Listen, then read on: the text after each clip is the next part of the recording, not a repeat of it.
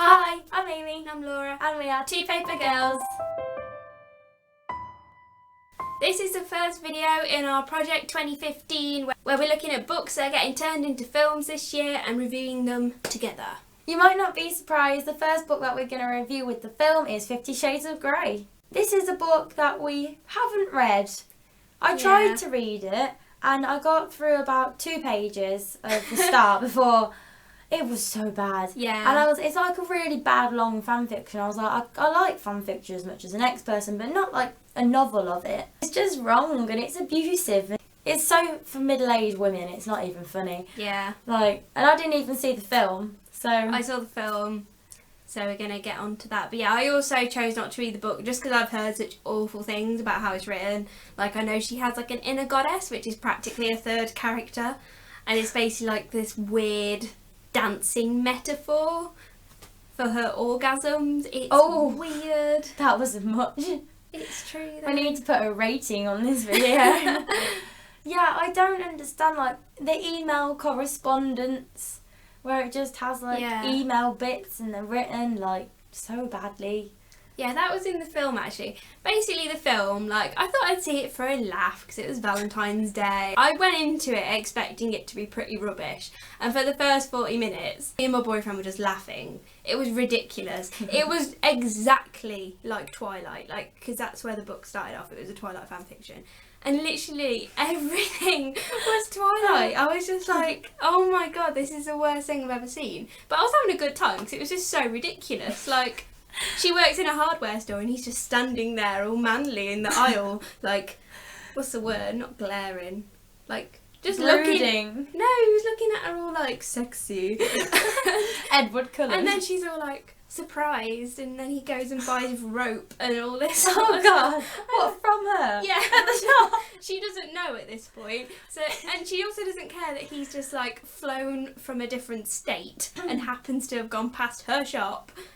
And it's all very stalkery. Like, she phones him drunkenly and he tracks her phone to know where she is and tells her off for drinking on her graduation. Too much. It's too possessive. I don't like it. No, but I think the film does tone down what people don't like about the book. I've heard that in the book she uses a safe word and he just carries on. Whereas in the book it was all very like consensual and I think they made it more romantic. Yeah, they have so like it was a less list in the book of all things that like she wants to do and things that she doesn't want to do. Yeah, no, that's in the film. That is actually quite a good scene in the film because he gives her the contract and says like, weird. do some research, go over it, and then we can meet up. And this is all in emails, and it's so awkward and awful. But then the actual scene is really good. She said she wants to do it as a business meeting, so they sit at this massive table, and she just goes like, none of this, and he's like, what about this? And she's like, nope. But then like she asks some awkward questions. I won't say it. But the whole scene was actually quite good and they had some like chemistry.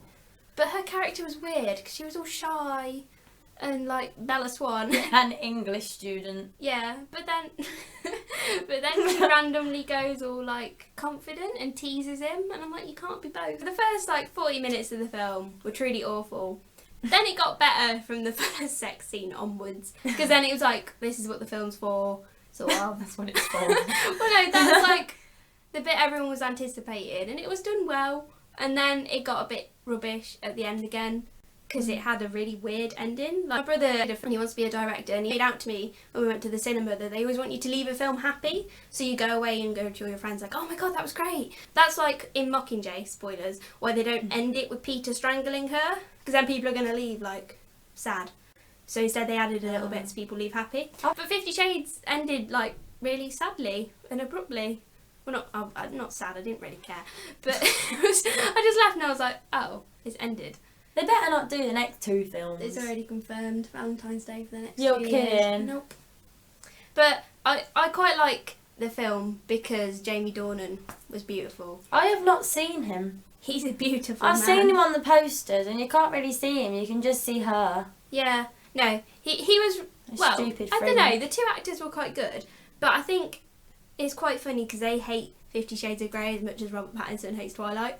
Like, you can just tell in the interviews that they're so sick of it already and just, like, regret doing it.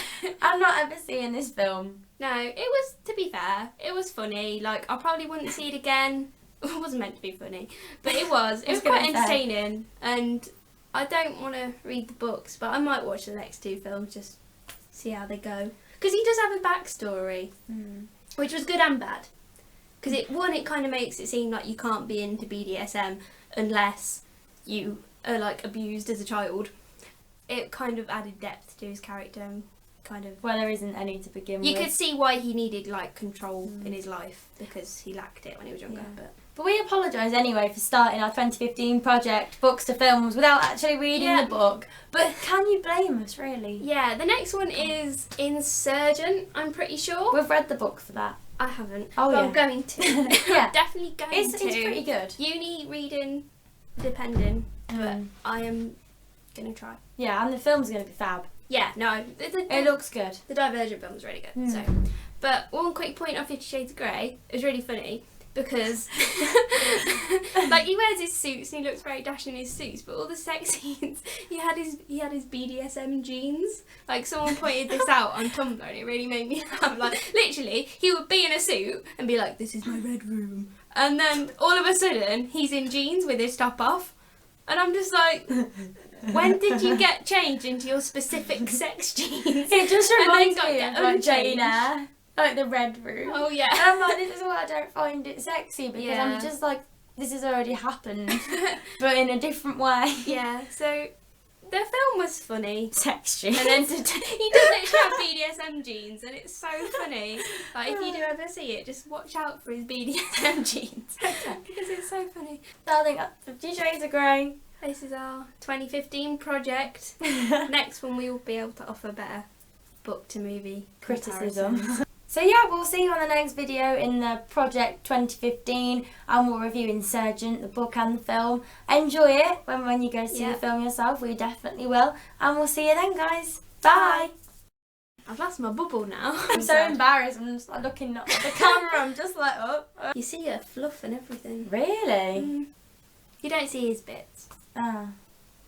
Say something, I'm giving up on you. Thanks. I don't know what to say. Couldn't get to you.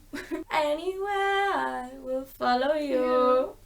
Something I'm giving up on you. Really needs all like it's in my nature.